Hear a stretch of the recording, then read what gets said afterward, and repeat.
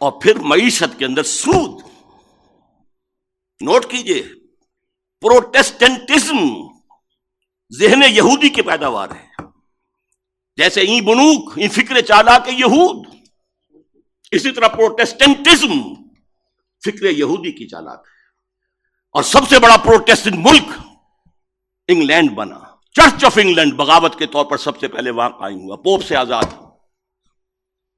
اور وہاں ہی پر آپ کو معلوم ہے کہ سب سے پہلا بینک بنا، بینک آف انگلینڈ. کالون کے ذریعے سے سود کا جواز جو پیدا کیا گیا یہودیوں نے کروایا، شائلاکس نے کروایا.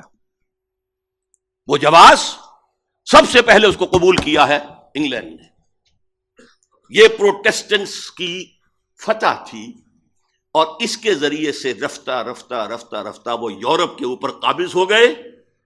اور آپ کے والد محترم جب دیکھ کر آئے تھے 1905 سے 1908 تک، فرنگ کی رگے جا پنجائے یہود میں، یہ بات نہ کوئی اور دیکھ سکتا تھا نہ بیان کر سکتا تھا. اس ایک مصرے میں بیان کرنا ممکن نہیں کسی کے لیے. اور نہ وہ گہری نگاہ گاہ میری نگاہ تیز چیر گئی دل وجود، نہ وہ کسی اور کو حاصل. فرق صرف یہ ہوا ہے اس ایک صدی کے اندر کہ پہلے فرنگ کا اور پروٹیسٹنٹزم کا امام برطانیہ تھا. آج فرنگ کا اور پروٹیسٹنٹزم کا امام امریکہ ہے.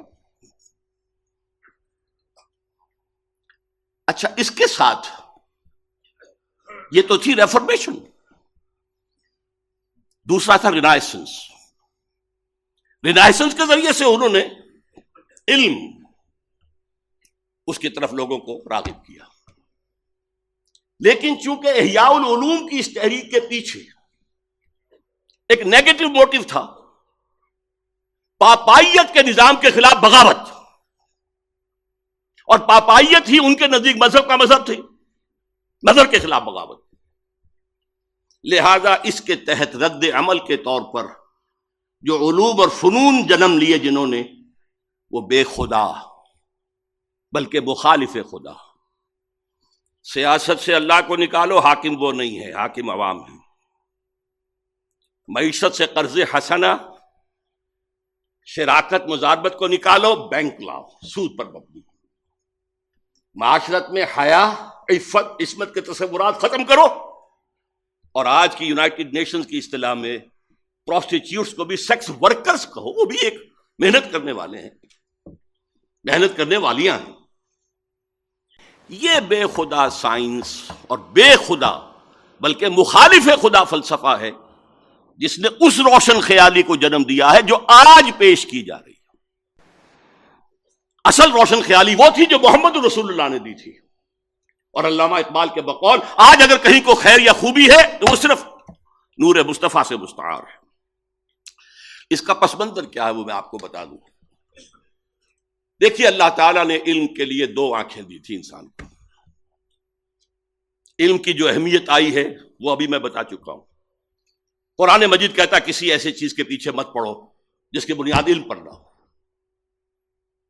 اچھا، اسی لیے یہ تمام توہمات آکلٹ سائنس، حالانکہ انہیں سائنس کہا گیا ہے، پامسٹری ہو، نجوم شناسی ہو، یہ چیزیں ان میں حقیقت ہے. اسلام نے اس کا انکار نہیں کیا. Science of numbers, science of colours وغیرہ وغیرہ جنہیں آپ کہتے ہیں آکلٹ سائنس، ہٹاؤ ان سے، توجہ ہٹاؤ. جادو حق ہے مت کرو، کفر ہے. یہ نہیں کہا کہ یہ نفی کی ہے کہ ان میں کوئی حقیقت ہے ہی نہیں. تمہاری توجہ نہیں ہونی چاہیے. تمہیں ہم نے 2 آنکھیں دی ہیں. اور سورہ بقرہ کے 4 رکوع میں اول دوم دونوں آنکھوں کا ذکر ہے. ایک آنکھ ہے ایکوائرڈ علوم کے لیے، جو علم تمہیں خود حاصل کرنا ہے، جسے پوٹینشلی آدم کے اندر ودیت کر دیا گیا تھا. جیسے آم کی گٹھلی میں پورا آم کا درخت ہے، علم آدم الاسماء کلھا میں وہ پورا ایکوائرڈ نالج موجود تھا جو آدم حاصل کر سکتا تھا یا نسل آدم حاصل کر سکتی تھی. اس کے لیے کیا ایپریٹس دیا؟ ان السمع والبصر والفؤاد، ان 3 چیزوں کو بروئے کار لاؤ اور قدم بقدم قدم بقدم بڑھتے چلے جاؤ.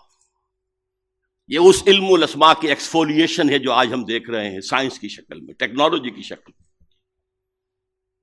یہ بھی اللہ کا دیا ہوا علم ہے، اسے سیکولر علم نہ کہیے، قطعاً نہیں، بلکہ بڑا پیارا جملہ کہتے تھے ڈاکٹر رفیع الدین مرحوم و مغفور، میرے نزدیک فکر اقبال کے بہت بڑے شارح، کہ Quran is the word of God and this universe is the work of God. ان دونوں میں کوئی تضاد نہیں ہو سکتا. اگر تضاد محسوس ہوا اس دور میں جبکہ ہمارا کائناتی علم بہت کم تھا، وہ تضاد اس دور کے مفسرین کے حوالے کیا جائے گا، قرآن کے حوالے نہیں کیا جائے گا. اس لیے ڈاکٹر مورس بختار نے کہا کہ میں نے بائبل پڑھی، اس میں بہت سی چیزیں وہ ہیں جنہیں قرآن غلط ثابت کر چکا ہے. موجودہ سائنس، قرآن میں ایک حرف میں نے نہیں پایا کہ جسے موجودہ سائنس نے غلط ثابت کیا. اور وہ مسلمان ہو گیا، فرینچ سرجن بہت بڑا. تو یہ ورک آف گاڈ ہے، یہ سیکولر سائنس نہیں ہے، یہ بھی مذہبی ہے. اللہ کے عمل کا مطالعہ کرو، اللہ کے بنائے ہوئے قوانین فطرت ہیں ان کا مطالعہ کرو، ان سے فورسز آف دی نیچر کو کیپچر کرو، ہارنس کرو، استعمال کرو. لیکن دوسرا علم، فَإِمَّا يَأْتِيَنَّكُم مِّنِّي هُدًى فَمَن تَبِعَ هُدَايَ فَلَا خَوْفٌ عَلَيْهِمْ وَلَا هُمْ يَحْزَنُونَ. دوسرا گیون نالج ہے اللہ کی طرف سے، یہ ایکوائرڈ نالج ہے جو رفتہ رفتہ رفتہ رفتہ رفتہ رفتہ بڑھا ہے اور آج یہاں پہنچ گیا ہے کہ اقبال کہتے ہیں کہ فروغ آدم خاکی سے، عروج آدم خاکی سے انجم سہمے جاتے ہیں کہ یہ ٹوٹا ہوا تارا مہ کامل نہ بن جائے. دوسری آنکھ تھی، جب بھی تمہارے پاس میری طرف سے ہدایت آئے، وہی آئے، فمن تبع ہدایا فلا خوف علیہم ولا هم یحزنون. یہ دو آنکھیں تھیں، وہی اور اکتسابی علم. یہ گیون ہے، یہ ریویلڈ نالج ہے، یہ اوپر سے آیا ہے، اور یہ نالج آپ کو اپنی سماعت و بصارت اور عقل کے ذریعے حاصل کرنا. انسانی تہذیب کا سب سے بڑا المیہ کیا ہے؟ مذہب کی مخالفت میں جو سائنس اور فلسفہ اور جو تہذیب پروان چڑھی، اس نے ریویلڈ نالج سے آنکھ بند کر لی. رکھو ادھر، صرف ایک آنکھ کھلی رکھی. اسی لیے یہ یک چشم تہذیب ہے، یک چشم دجال. جتنی اس میں ترقی ہوئی ہے، دجالیت کی طرف انسان کا قدم بڑھتا چلا جا رہا. دونوں آنکھیں کھلی ہوتی کوئی پرواہ نہیں تھی، سائنس آسمان کو چھو لیتی، کوئی خرابی نہ ہوتی. ہدایت عملی زندگی کے اندر حاصل کرو وہی کے ذریعے سے، ریویل نالج کے ذریعے سے. لیکن وہاں کیا ہے؟ اجی چھوڑو، خدا ہے یا نہیں ہے، ہوگا. لیکن یہ کائنات تو ہے نا، اس کو سمجھو. یہ ہمارے جسم میں کوئی روح بھی ہے کہ نہیں ہے، ہوگی، کون کہہ سکتا ہے کہ ہے؟ اس کو چھوڑو، یہ جسم تو ہے نا، اس کی پرواہ کرو، پالو پوسو، صاف رکھو. یہ آخرت آخرت کوئی ہے یا نہیں ہے، ہوگی بھائی، شاید ہو، کسی نے آ کے بتایا تو نہیں واپس. یہ دنیا تو ہے، اسے بناؤ، حاصل کرو، آسائشیں لو، بہبود بھی کرو لوگوں کی، لیکن ساری توجہ دنیا پر، روح کی بجائے جسم پر، اللہ کی بجائے کائنات پر. یہ صرف شفٹ آف ایمفیسس ہے جس نے کہ تہذیب، تمدن، فکر، فلسفہ سب کا رخ بدل دیا، یک چشمی بنا دیا.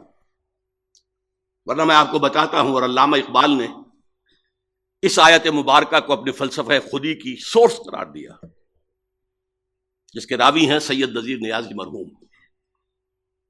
علامہ نے کہا میرے فلسفہ خودی کی سورس سورہ حشر کی آیت ہے، وَلَا تَكُونُوا كَالَّذِينَ نَسُوا اللَّهَ فَأَنسَاهُمْ أَنفُسَهُمْ أُولَٰئِكَ هُمُ الْفَاسِقُونَ. ان لوگوں کے مانند نہ ہو جانا جنہوں نے اللہ کو بھلا دیا تو اللہ انہیں اپنے آپ سے غافل کر دیا، یہی فاسق ہے. یہ اپنا آپ کون سا ہے جس سے انسان غافل ہوتا ہے؟ کیا اپنے پیٹ سے کوئی غافل ہے؟ کوئی اپنے جسم سے غافل ہے؟ تھوڑا سا چھالا نکلا ہے انگلی میں تو دوڑتے ہیں ڈاکٹر کے پاس. دانت میں درد ہو تو جا کر ڈینٹسٹ کو رات کے 1 بجے بھی آپ اس کے گھر پر دروازہ توڑ دیں گے. لیکن روح ہے یا نہیں، اس سے ہم بے پرواہ ہو. وَلَا تَكُونُوا كَالَّذِينَ نَسُوا اللَّهَ فَأَنسَاهُمْ أَنفُسَهُمْ. انہوں نے اللہ کو بلایا تو اللہ نے انہیں اپنے آپ سے غافل کر دیا. اسی کا کانورس ہے جو بعض صوفیہ کا قول ہے، من عرف نفسہ فقد عرف ربہ، جس نے اپنے آپ کو پہچان لیا اس نے خدا کو پہچان لیا۔ اس لیے کہ ہمارے اندر وہ ڈیوائن سپارک ہے، وہ روح ملکوتی ہے، وَنَفَخْتُ فِيهِ مِن رُوحِي، جسے قرآن 2 جگہ کہہ رہا ہے، اللہ کی اپنی روح اس میں سے پھونکا۔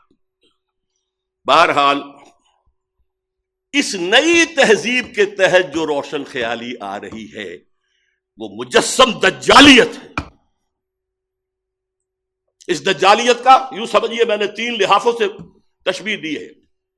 جب ملیریا بخار چڑھتا تھا تو اتنی سردی اور اتنی وہ ہوتی تھی، ایک لحاف ڈالا، دوسرا ڈالا، تیسرا ڈالا، سب سے اوپر کا لحاف ہے سیکولرزم، زندگی کے مین دھارے سے خدا کو نکال باہر کرو کان پکڑ کر، جاؤ مسجد میں رہو، مندر میں رہو، سینیگاگز میں رہو، چرچ میں رہو، ہم آئیں گے درشن کر لیں گے، ڈنڈوت کر دیں گے، بس ہماری سیاست، ہماری ریاست، ہمارے قوانین، ہمارے نظام سیاسی، نظام معاشی، ہمارا تصور سماجی اقدار، سوشل ویلیوز، ہمارا تصور سماجی خرابی سوشل ایونز کا، یہ ہم کریں گے، نتھنگ ڈوئنگ۔ آپ بیٹھیں مسجد میں، بیٹھے، آئیں گے ہم 5 وقت آئیں گے، درشن کریں گے آپ۔ یہ پہلا لحاف ہے جو پوری کائنات، پورے زمین کو اس وقت انگلف کیے ہوئے۔ دوسرا لحاف انٹرسٹ بیسڈ کیپیٹلزم، پوری دنیا میں بینکنگ، یہ بنوک، یہ فکر چابا کے یہود، نور حق السینہ آدم ربود۔ اور کیا بات کہی ہے عزیزم عاکف سعید نے، اس کا دوسرا شعر نہیں پڑھا، تا تہو بالا نہ گردہ دین نظام، دانش و تہذیب و دین سودائے خام۔ جب تک یہ بینکوں کا نظام تہو بالا نہیں ہوتا، ختم نہیں ہوتا، اپ روٹ نہیں ہوتا، اس وقت تک دانش، کیا بات کرتے ہو دانش کی، تہذیب، کیا بات کرتے ہو تہذیب کی، دین، کیا بات کرتے ہو دین کی، سودائے خام، یہ تو بڑے کچے خیالات ہیں۔ دوسرا لحاف بھی گلوبل ہے۔ تیسرا لحاف البتہ ابھی کچھ مشرقی ممالک، خصوصاً مسلمان ممالک پر پوری طرح نہیں اڑا ہے۔ وہ اگر آپ protocols of designs, elders of designs پڑھیں گے تو معلوم ہوگا کہ یہ بھی ایک پورے پلان کے تحت ہو رہا ہے۔ شرم و حیا کے تصور نکال باہر کرو، عصمت و عفت کا تصور نکال باہر کرو۔ عزیز عاکف نے تو کہا کہ خانہ داری بھی کرے، وہ کہتے ہیں خانہ داری اس کا کام ہے ہی نہیں، اگر وہ کرے گی تو اجرت مانگے گی شوہر سے، بچے جنے گی تو اجرت مانگے گی شوہر سے۔ یہ تو social engineering program of United Nations Assembly کا ہے، جس کا سب سے بڑا جو ہے چمچہ اس وقت صدر مشرف بنا ہوا ہے۔ پوری دنیا میں کہیں نہیں ہے کہ عورتوں کو اس طریقے سے سیٹیں، ڈیموکریسی کا معجزہ ہمارے برابر موجود ہے انڈیا، معجزہ مانتی ہے دنیا اس کو، کہ مانا جاتا ہے کہ ڈیموکریسی جو ہے وہ لو پرسنٹیج آف لٹریسی کے ساتھ نہیں چل سکتی، اور وہاں چل رہی ہے، یہ معجزہ ہے۔ اسی لیے وہ ہندوستان کی پرستش کرتے ہیں، ڈیموکریسی ان کا مذہب ہے، امریکہ میں نہیں ہے، کہاں ہے؟ لیکن وہ شیطان کے چمچے جو ہیں، وہ شیطان کو کوئی کان قطر دیں گے، اس کو بھی پیچھے چھوڑ جائیں گے۔